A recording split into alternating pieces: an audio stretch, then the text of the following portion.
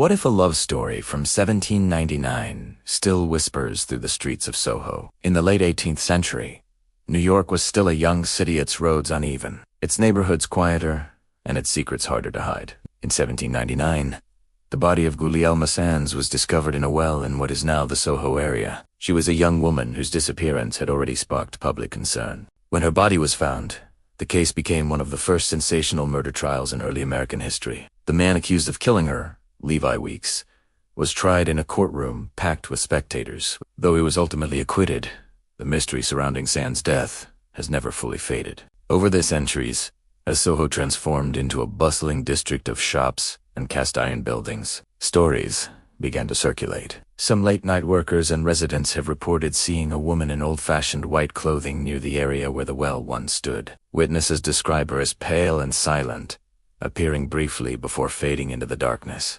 Others claim to feel sudden cold drafts along certain streets, even in warm weather. A few say they've heard faint sobbing when walking alone after midnight's off, distant and impossible to trace. Skeptics argue that city sounds can echo strangely between buildings. Wind can move unpredictably through narrow streets, and when a place carries a tragic history, imagination can easily shape what people think they see.